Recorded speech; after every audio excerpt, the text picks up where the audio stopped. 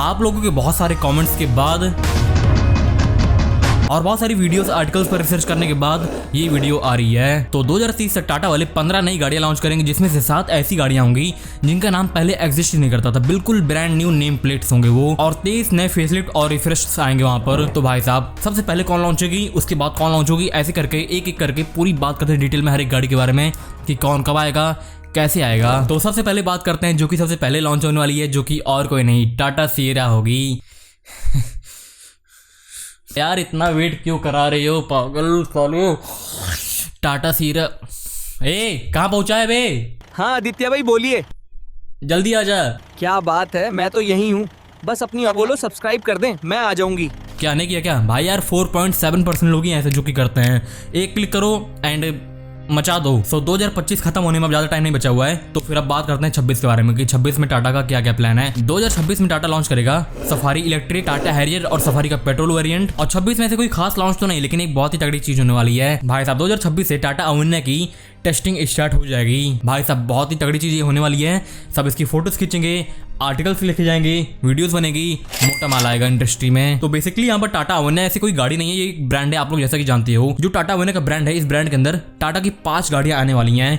P1, P2, P3, P4, P5 ऐसी कुछ range इनकी रहने वाली है यहाँ पर। और जो भारत एक्सपो के अंदर आप लोगों ने देखा था, ये P2 लेवल की गाड़ी थी। P2 पर किसको P2 बे? और यहाँ पर जो P है, इसका फुल फॉर्म हो सकता है product 1, product 2, product 3, product 4, product 5, कुछ ऐसा यहाँ पर होने वाला है P का मतलब। तो 27 की स्टार्टिंग में ही इनका P1 जो प्रोडक्ट होगा वो लॉन्च हो जाएगा। और टाटा वन ऐसे कोई नॉर्मल ब्रांड नहीं होने वाला है, ये एक लग्जरी ब्रांड होगा भाई साहब इनका। ये अच्छे खासे ब्रांड्स के कंपेयर करेगा, वॉल्वो, BMW, ऑडी, मर्सिडीज, इन सब लेवल की गाड़ियां बनाएगा ये, लेकिन थोड़े कम प्राइस में। जब महिंद्रा वाले अपनी 10-20 लाख की गाड़ियों को Fortuner, ionic 5, EV6, Volvo electric उनसे कंपेयर कर सकते हैं, तो फिर टाटा वाले अपनी 35 लाख की गाड़ियों को उससे कंपेयर क्यों नहीं कर सकते। तो यहाँ पर जो इनकी P1 गाड़ी होने वाली है, ये एक तरह से इस गाड़ी का एक छोटा वर्जन होगा। यहाँ पर इस इमेज के अंदर भी आप लोग देख सकते हो, यहाँ पर जो इनका P2 प्रोडक्ट 2 है ये यहाँ पर हमें दिख रहा है, और यहाँ पर P1 प्रोडक्ट हमें यहाँ पर इसका दिख रहा है, जिसका डायरेक्ट ट्रैवल आई थिंक वही होगी Hyundai Ioniq 5 और Kia EV6, उन सबके राइवल में ये गाड़ी आने वाली है। शेप वगैरह भी हमें काफी हद तक वैसा ही लग रहा है इसका, लेकिन भाई साहब टेक्नोलॉजी में तो ये उन सबकी बाप है, और भी टाटा की होकर। और इसकी जो स्टार्टिंग प्राइस होगी वही 30-35 लाख से होने वाली है, लेकिन जो मजे आपको मिलेंगे वो 60-70 लाख वाली मिलेंगे। क्या बोलते हो? और पावर की बात करें तो भाई साहब, टाटा अपनी नॉर्मल गाड़ी के अंदर, नॉर्मल क्या मतलब महंगी है वो भी, 390 bhp की पावर जब एक हैरियर के अंदर आ सकती है, तो फिर इनकी एक प्रीमियम, एक लग्जरी ब्रांड की गाड़ी के अंदर कितनी पावर आएगी सोचो।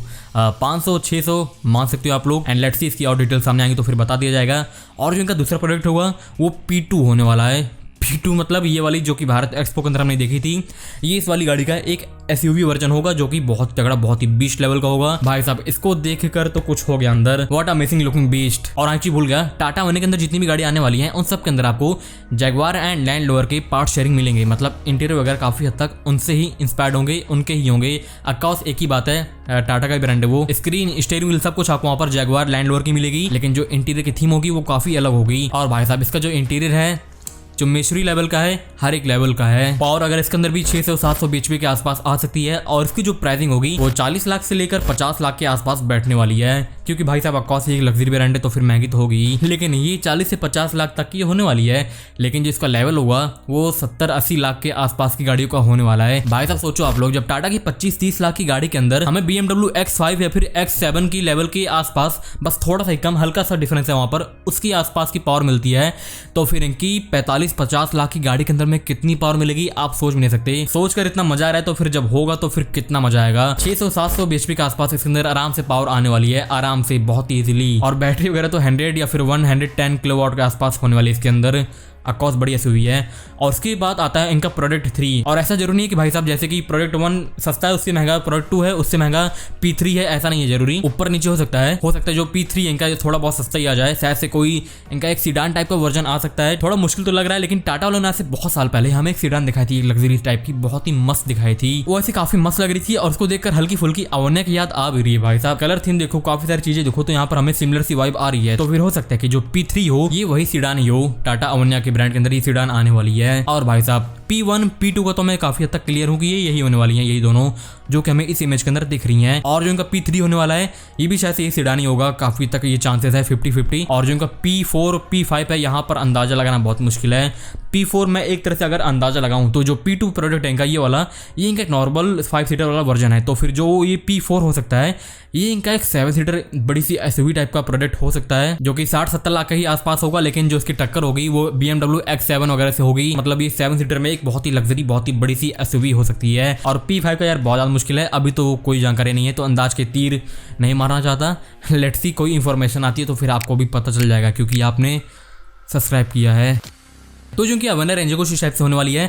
27 में इनकी अवन्या की 2 गाड़ियां लॉन्च होगी, फिर 28 में इनकी 1 गाड़ी लॉन्च होगी, फिर 29 में 1, फिर 30 में 1, ऐसा कुछ यहाँ पर लाइनअप इनका होने वाला है। और अब बात करते हैं कुछ और गाड़ियों की जो कि टाटा के रेंज के अंदर आने वाली हैं। यहाँ पर आप देख सकते हो product A, product B, product X और प्रोडक्ट Y। तो ये जो प्रोडक्ट A होने वाली है ये एक तरह से नेक्सॉन के सेगमेंट में एक बहुत ही ज्यादा कॉम्पैक्ट सी, बहुत ज्यादा लग्जरी टाइप की SUV होने वाली है। और वेबसाइट्स एंड लोगों के हिसाब से इसका जो डायरेक्ट ट्रैवल होगा वो ब्रिजा, वेन्यू, नेक्सॉन ये सब होने वाली है। बट यार मुझे नहीं लगता है, हो ही नहीं सकता, क्योंकि ये जो प्रोडक्ट A होने वाला है ये बहुत ज्यादा लग्जरी, बहुत ज्यादा मतलब एकदम तबाहीदार चीज होने वाली है। तो फिर इसका जो डायरेक्ट ट्रैवल होगा मेरे हिसाब से विजन X हो सकता है। क्योंकि भाई यार मानो या ना मानो, चाहे जो भी कहो, विजन X इस सेगमेंट का बाप हो सकता है। भाई साहब लुक्स देखो, फीचर्स देखो, हर एक चीज देखो कितनी मस्त है। तो फिर टाटा वालों को इस लौंडे के टक्कर में एक और लौंडा लाना पड़ेगा जो कि बहुत ही ज्यादा सॉलिड होगा। और फिर जब ये दोनों गाड़ियां लॉन्च हो जाएंगी तो भाई साहब यहाँ पर घमासान युद्ध होगा और ये दोनों गाड़ियां सेगमेंट की सही मायनों में लेंगी सेल्फ। तो ये 4 मीटर SUV होने वाली है जो कि विजन X के सेगमेंट में आने वाली है डायरेक्ट। और अगर बात करेंगे प्रोडक्ट B की तो फिर ये गाड़ी डायरेक्ट ट्रैवल करेगी Tata Harrier MG Hector XUV 700 के सेगमेंट में। और अब आप कहोगे भाई यार टाटा हैरियर तो ऑलरेडी सेगमेंट में आती है, तो फिर एक और गाड़ी उतारने की जरूरत क्या है। तो भाई साहब टाटा हैरियर उस लेवल की सेल्स अचीव नहीं कर पा रही जो कि इनको करनी चाहिए। और महिंद्रा वालों को देख लो, एक ही प्राइस पॉइंट पर बस थोड़ा बहुत डिफरेंस है,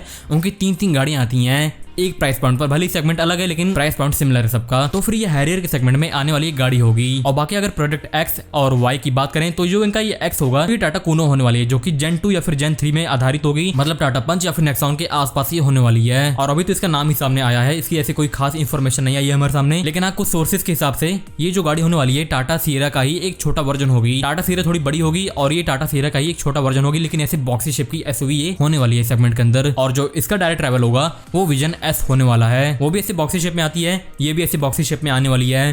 काफी हद तक यहाँ पर सिमिलरिटी रहेगी लेकिन कॉन्सेप्ट यहाँ पर बिल्कुल डिफरेंट होंगे। और सेल्स नंबर यहाँ पर देखते हैं कि किसके कितने ज्यादा होते हैं। और अगर Y की बात करें तो फिर ये टाटा टेरा होने वाली है जो कि एक मिड साइज इलेक्ट्रिक SUV होने वाली है। मिड साइज मतलब क्रेटा इलेक्ट्रिक, कर्व इलेक्ट्रिक या फिर B6, इसके सेगमेंट में ये गाड़ी आने वाली है। और इसकी भी ऐसे कोई खास इन्फॉर्मेशन नहीं है, अभी जब आएगी तो फिर आपको भी पता चल जाएगा क्योंकि आपने सब्सक्राइब किया है। और भाई साहब यही ये वीडियो होप आपको पसंद आई होगी, एंड अगर आई हो तो फिर लाइक करो, सब्सक्राइब करो, अगर कोई सवाल हो तो फिर कमेंट करो। मिलते हैं फिर, बाय।